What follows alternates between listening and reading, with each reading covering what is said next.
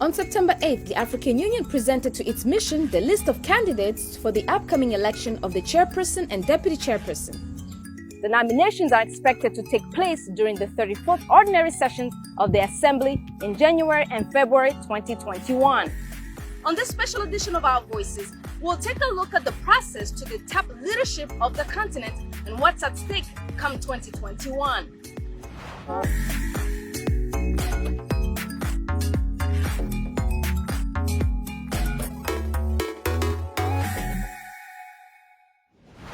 As the world's attention is focused on the American election, another important vote for a key position in Africa is generating controversy: the election of the African Union Commission Chair.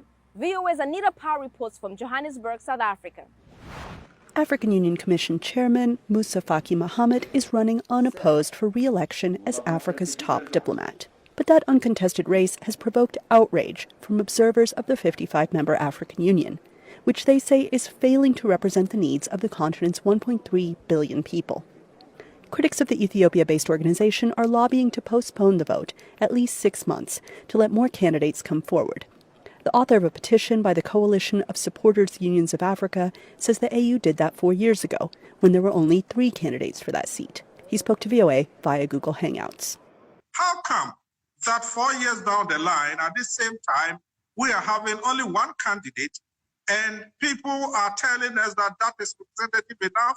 If 3 wasn't representative enough, how can 1 be representative enough? Analyst Liesl Loh-Vodran of the Institute for Security Studies says this vote, cast by African heads of state, not by the general population, is important. The AU Commission chairperson also has to represent the continent on the world stage, basically, when it comes to Africa's relations with the European Union, with China, with the US, with the UN. And he has quite a lot of leeway, I would say. That's why, says Pan-African activist Daniel Mbonu, it's critical to get a leader who truly represents the continent.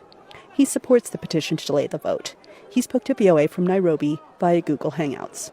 He has displayed a lot of incompetency in the organization and running of the AU, of the African Union organization.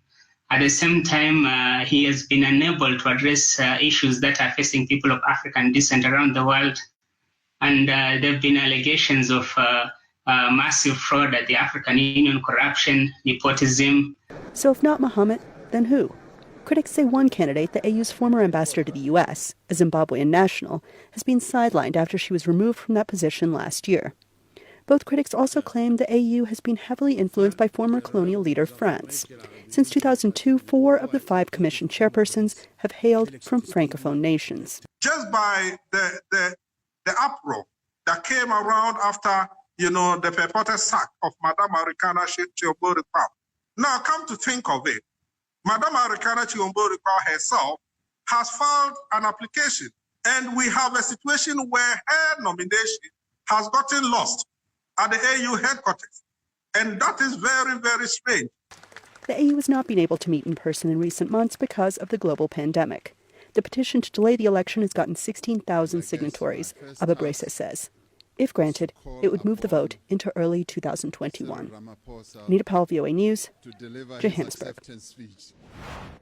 VOA reached out several times to the office of the African Union Commission spokesperson, the office in charge of communication, as well as the office of the Chief of Staff for the Chairman Mohamed Faki via phone calls and emails, but no response. We have to take a quick break. When we return, I'll speak to organizations that are asking for the deadline of the application for the commissioner to be extended. Don't go anywhere. We'll be right back.